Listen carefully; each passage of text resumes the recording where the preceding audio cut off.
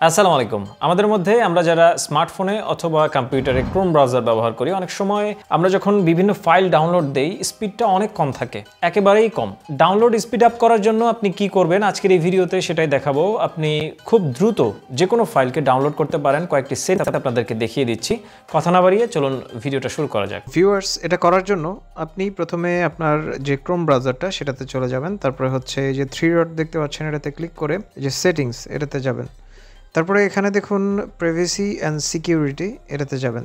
তারপরে নিচে চলে আসবেন, নিচে আসার পরে সিকিউরিটিতে যাবেন। তারপরে এখানে দেখতে পাচ্ছেন বেশ কয়েকটা অপশন রয়েছে, তো আমরা এত কিছু ঘাটাঘাটি করবো না। এই যে এখানে দেখুন ওএস ডিফল্ট এরকমটা থাকতে পারে, অথবা অন্য যে কোনো অপশন আপনার সিলেক্ট করা থাকতে পারে। ক্লাউডফ্লেয়ার যেটা দেখতে পাচ্ছেন, এটাতে ক্লিক করে আপনি এটা সিলেক্ট করে দিতে পারেন, অথবা নিচেটাও সিলেক্ট করে দিতে পারেন। যে কোনো একটিকে সিলেক্ট করে দিন, পারফরমেন্স অনেক ভালো পাবেন। তো আমি এটাকেই সিলেক্ট করে দিচ্ছি। তো এটা এভাবেই থাকবে। আমরা পরবর্তীতে যেটি করব সেটা হচ্ছে এখানে যাব। এখানে যাওয়ার পরে আমরা লিখব হচ্ছে ক্রোম। লেখার পরে প্রথমেই দেখতে পারবেন যে এটা চলে আসছে। যদি না আসে তাহলে টাইপ করে দেবেন, তারপর এটাতে ক্লিক করে দেবেন। এটাতে ক্লিক করার পরে এখানে দেখতে পাচ্ছেন যে বেশ কিছু অপশন রয়েছে, তো আমাদেরকে একটি অপশন এখান থেকে অ্যানেবল করে দিতে হবে। তো যদি না পান তাহলে, মানে প্রথমেই যদি না থাকে তাহলে আপনি অবশ্যই এটা লিখে দেবেন। এই যে দেখতে পাচ্ছেন যে প্যারালাল ডাউনলোডিং, এটা করবেন কি আপনি অ্যানেবল করে দেবেন। রিলঞ্চে ক্লিক করার পরে এটা অ্যানেবল হয়ে যাবে। তারপরে আমরা একটু ব্যাক করব।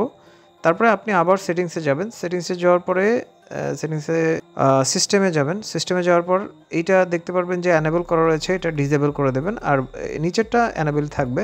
আর আরেকটি বিষয় আপনাদেরকে বলে দেবো, সেটা হচ্ছে এই যে এক্সটেনশনের যে ব্যাপারটা, হ্যাঁ, এইটা এই যে দেখুন, যতদূর সম্ভব কম এক্সটেনশন ব্যবহার করবেন আপনার ক্রোম ব্রাউজারে, তাহলে দেখবেন যে স্পিডটা অনেক ভালো পাচ্ছেন। দর্শক, আশা করছি ভিডিওটা আপনাদের কাছে ইনফরমেটিভ মনে হয়েছে। যদি সেরকমটা হয় তাহলে অবশ্যই সাবস্ক্রাইব লেখা যে বাটনটা রয়েছে ওটাতে ক্লিক করে সংযুক্ত থাকতে পারেন। যারা এই ভিডিওটা ফেসবুক থেকে দেখছেন তারা অবশ্যই ফলো বাটনে ক্লিক করে রাখবেন আর নতুন নতুন ভিডিও পাওয়ার জন্য। আল্লাহ আপনাদের সবাইকে ভালো রাখুন। আসসালামু আলাইকুম।